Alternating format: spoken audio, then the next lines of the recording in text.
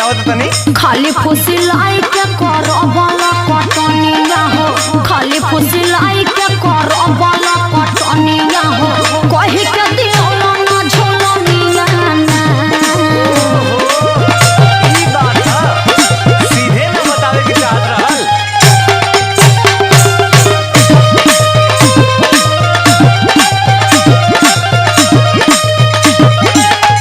याद आए लो? अरे पागल, उ त हमरा यादे बा, लेकिन कुछ दिक्कत बा। अरे सबर का फल मीठा होला, आ तहरो के मिली सबर का फल, आज ना त कल। हाँ तो सबरे नु करतानी। धनवा